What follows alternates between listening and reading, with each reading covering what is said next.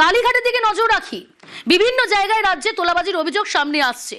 কালীঘাটে এবার তোলাবাজির অভিযোগ। কালীঘাট মিলন সংঘ ক্লাবের পাশে বস্তি, সেখানে ৮০ থেকে ১০০ পরিবারের বসবাস। ভাড়ার নামে দেদার তোলাবাজির অভিযোগ। নির্দিষ্টভাবে ঠিক কি অভিযোগ অবশ্যই জানবো, তবে তার আগে আরো একবার আপনাদের জানাই, কালীঘাটে তোলাবাজির অভিযোগ। কালীঘাট মিলন সংঘ ক্লাবের পাশে বস্তি, আর সেই বস্তিতে ৮০ থেকে ১০০ পরিবারের বসবাস। ভাড়ার নামে দেদার তোলাবাজির অভিযোগ। ২৫০০ টাকা পর্যন্ত তোলাবাজির অভিযোগ। বদলে দেওয়া হতো কালীঘাট মিলন সংঘের স্লিপ। পোর্ট ট্রাস্টের জমি থেকে কিভাবে তোলাবাজি, সব থেকে বড় প্রশ্ন।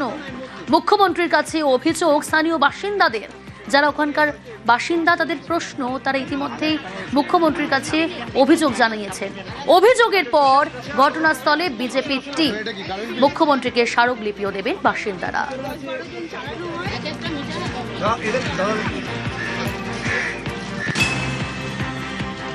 এখন ওই টাকা দিতে হয়, তারা কেউ নেই, মানে যারা থাকতো তারা কেউ নেই, তাই জন্য আমাদের দিতে হচ্ছে না। সবাইকে দিতে হচ্ছে, সবাইকে জোর জবরদস্তি, ওরাই জানে কেন। ভাড়া দিতেই হবে, কারণ প্রতি মাসে যখন ঘরের দরজার সামনে আসছে ভাড়া নেওয়ার জন্য, তাহলে তো দিতেই হবে না। ভাড়া দিতে দেরি হচ্ছে, 2 মাস 3 মাস হয়তো আমরা পারলাম না দিতে, তখন বলবে তাড়াতাড়ি ভাড়া দাও, নাহলে ঘর ছেড়ে দাও, ঘরে তালা মেরে দেবে। ষষ্ঠী ব্যানার্জি না নিয়ে লোক পাঠাতে। কালীঘাট মিলন সংঘ ক্লাব জানিয়েছি, কোনো ফল হয়নি। আমাদের ঘর ভাঙার জন্য গেছিলাম ষষ্ঠীদার কাছে, ষষ্ঠীদার বলছে নিজেরা বানিয়ে নাও, আমরা বানিয়ে দিতে পারবো না, তবে বেশি বড় করলে বা উঁচু করলে ভাড়া বাড়াবো। আমরা 6-7 ফ্যামিলি থাকে একটা ঘরে, তো মানে অতগুলো ফ্যামিলি থাকার জন্য একটা রুমের মতো ছোট আছে, সেটাও আমরা বানিয়েই থেকেছি এতদিন ধরে, এত বছর ধরে। ভেঙে পড়ে যাচ্ছিল, ওটা আবার করে বানাবো, একটু উঁচু হয়েছিল।